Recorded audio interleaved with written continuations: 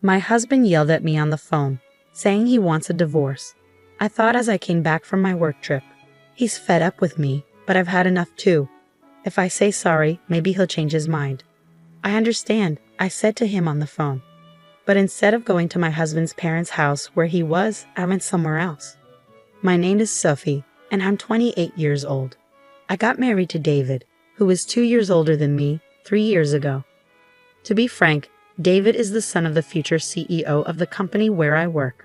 Originally, I worked somewhere else, but after marrying David, I changed jobs. Now, I'm working hard in the same company as him, aiming to become the CEO's wife someday. David wasn't sure about me working there, but when the current CEO, who is his dad, ordered it, there wasn't much to discuss. My job keeps me really busy, and I often have to go on long business trips. We've been wanting to have a baby, but with our hectic schedules, it's been hard to relax enough for that. Lately, things between David and me haven't been great. We're both really busy, and we end up arguing about small stuff a lot. Just the other day, David got mad at me as I was getting ready to leave for work. "Hey Sophie, why didn't you wake me up when I asked you to?" "I did wake you up a few times, David, but you yelled at me to leave you alone and said you'd wake up by yourself, so I went ahead and made breakfast." "What? I never said anything like that. Don't lie to me." "I'm not lying. I tried to wake you up at least 20 times, and your alarm was blaring the whole time. You can't imagine what's going to happen if I'm late today. I'll get chewed out by my dad again. Why do I have to be the one who gets yelled at when it's his fault for not waking up?" At first, I put up with my husband's unfair scolding, but eventually, I started standing up for myself.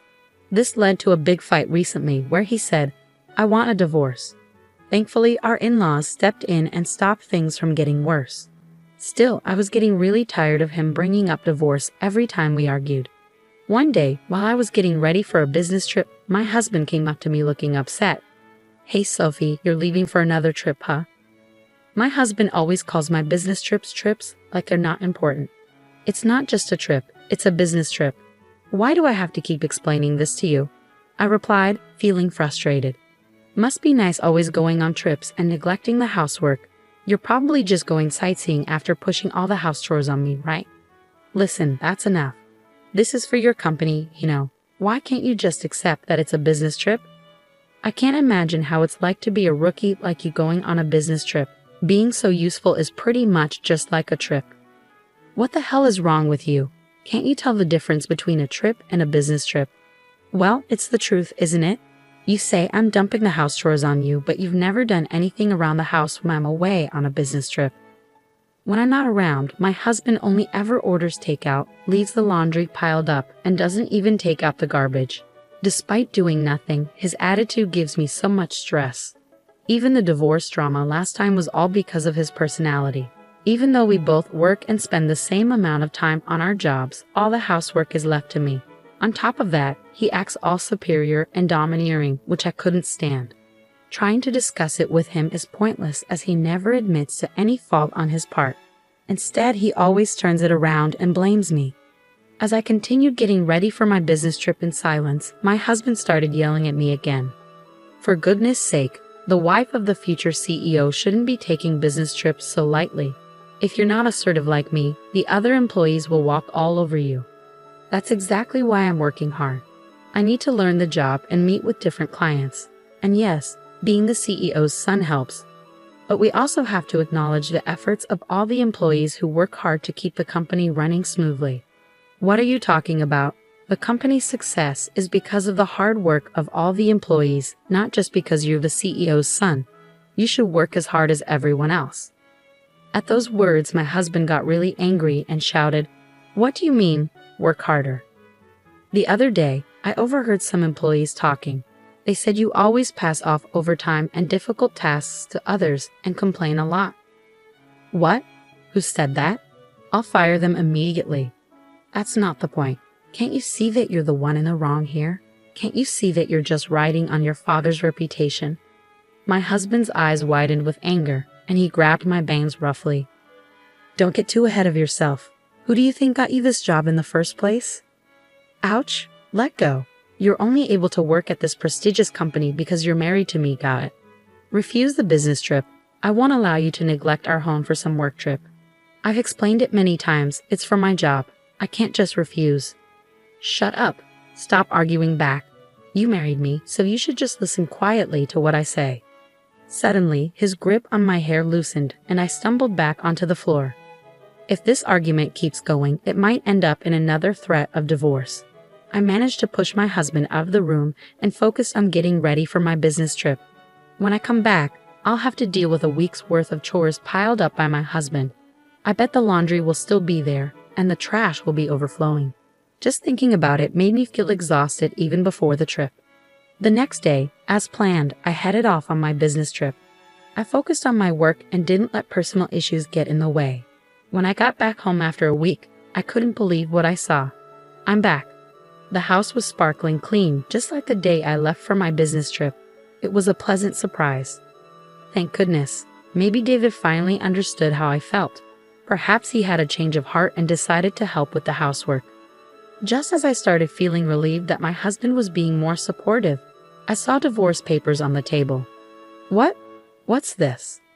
There was a note next to them saying, "I'm going back to my parents' place. We're getting a divorce." Panicked, I quickly called my husband, and he picked up right away. Huh? Did you even read the divorce papers? His casual tone angered me, and I snapped back. Wait, are you seriously talking about divorcing me? Of course. You'd be in trouble if I did, wouldn't you? Don't talk about divorce so casually. Then my husband, sounding smug, said, "If you're going to take it that seriously," and started laying out conditions. "If you start taking care of the house and listen to me, I might think about canceling the divorce. But of course, no more trips." What? Like you, it wasn't just a trip. Huh? Are you talking back? If you are, then I'm divorcing you. You're such a nag. A nag? He calls me a nag when he can't even do a single thing around the house himself. If he's up for it, so am I. Fine. If you don't want to get divorced, then come and apologize. Do you understand? Holding back my urge to argue, I replied calmly, "Okay, I understand. You should have listened to me from the beginning. Now come quickly." With that, he hung up. Instead of going to my in-laws' house where he was, I headed to City Hall. I submitted the divorce papers and they were accepted without any trouble. I was officially single again. 3 hours later, while I was packing up at home, my ex-husband came back with his mother, probably fed up with waiting for me. As soon as they saw me, they started hurling insults. "Hey, how long are you going to keep me waiting? That's right, you're a failure as a wife, yet you're out having fun. You should be taking care of David." Taking care of? How old is David? He's older than me, isn't he? I fired back, feeling frustrated. As I retorted, their brows furrowed in anger. Shut up, stop being stubborn, and apologize quickly. We're really going through with the divorce. If anyone will be in trouble if we get divorced, it's you, Sophie. You could have been the wife of the next company president, and you're okay with acting this way? And you. If you divorce me, you won't be able to live in this luxurious lifestyle. Are you okay with that? Well, I never thought you were a good match for David in the first place, so I really don't care. At a loss for words, my ex-husband grinned devilishly. Fine, this is your last chance. If you don't apologize now, we're getting a divorce. I'll even kick you out of the company. Decide quickly. At that moment, anger surged through me like a fireball. I had to make him understand the reality of the situation. We're already divorced, you know. What? Just as you wished. I've already submitted the divorce papers and they've been accepted, so I'm no longer your wife. What? Her ex-husband and mother-in-law stood there in shock. After a moment of silence, he finally spoke up. What are you talking about? This must be a joke, right? You wouldn't? Why would I lie? If you don't believe me, you can check the records yourself. No way. Suddenly, the mother-in-law, who had been listening, started to shout. Wait, Sophie, what have you done? You've put divorce on David's record, our future CEO. It was your son who gave me the divorce papers first. All I did was submit them. Stop making excuses. Cancel the divorce right now. Do you understand? I'm sorry, but once the divorce papers have been accepted, they can't be canceled. And I have no intention of canceling anyway. What? The mother-in-law was speechless, and the ex-husband just hung his head in defeat. Ignoring them, I continued, I'm tired of being ridiculed every time I go on a business trip and having to juggle work and housework every day. As far as I'm concerned, you're nothing but a burden. So Sylvie, calm down. Calm down. I'm perfectly calm. What's the point of being married if it's just a title? All you care about is yourself, isn't it? I didn't mean it like that. Do you realize you're losing your status as the CEO's wife? Are you okay with that? I didn't join your company to become the CEO's wife. I don't know how much you've been spoiled, but I didn't marry you to take care of you. Are you really willing to give up this lifestyle? If you just wait a little longer, you could become the CEO's wife.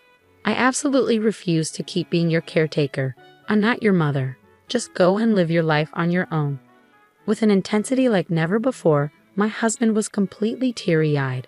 His mother-in-law took her turn, stuttering out her final provocation. What if you divorce David? You'll also lose your job. And what if I do? What? I've already informed your father that I'll be quitting the company. What? The mother-in-law and ex-husband's eyes widened in surprise. To confirm, my ex-husband started calling his father. After a few rings, his father answered, and he put the call on speaker. Dad, listen to this. Sophie decided to divorce me on her own. Yeah, I heard. She told me she's quitting the company too. She's so selfish. Can't you fire her immediately with your CEO powers? Well, I guess I should fire someone ASAP. You. Yeah, that's right. Wait, what? Instead of the stunned ex-husband, his mother-in-law turned to her husband. What do you mean by that? There's nothing to explain. David is a liability who doesn't contribute anything to the company. I'm disappointed in his work ethic. Wait, what? How can you suddenly say that about our son? Stay quiet, the father-in-law firmly told his wife. David, your performance at work is lacking. You misuse company resources, make inappropriate advances towards female colleagues, and complain about trivial things like the cafeteria. You're just not cutting it. Do you think I don't know that your subordinates consider you incompetent? No, that's not true. It can't be. I can't protect you any longer, even if you're my son. You understand this, right? Just because you're the boss's son doesn't mean we get special treatment. But that doesn't mean you have to fire me. The only thing I can commend you for is marrying a capable wife. Sophie will continue to work for the company, but you're fired, David. At his father's words, my ex-husband's eyes widened in shock. Unfazed by his reaction, the father-in-law continued, Unlike you, Sophie is diligent in her work and brings in a lot of contracts. She's highly respected by our clients. Many companies have chosen to work with us because of her. But she was only sent on business trips because she's new. Don't be ridiculous. We trusted Sophie, so we gave her more responsibilities. You made fun of her, calling it a vacation or something, didn't you? No, I didn't. Let me make it clear. There's no place for you here until you become independent. Never come back to this house, understood? No way. And so, my ex-husband was disowned by his father-in-law, lost his job, and couldn't even return to his parents' home. When his mother tried to defend him, his father blamed her for spoiling him and gave her a divorce notice too. They used up their savings to live in an apartment, but they struggled to find work, and their unemployment continued. I still received messages from my ex-husband. Sophie, I was wrong. I won't make fun of you anymore. I promised to take care of myself, so please come back. I can't take it anymore. Help me. He was so persistent that I finally blocked his number. I shouldn't have to deal with that mama's boy anymore. On the other hand, I'm still working hard under my father-in-law, who is now the CEO. I have my own team, and I'm enjoying fulfilling days. I'm grateful that my father-in-law is a supportive manager. From now on, I want to pursue my goals without being held back by meaningless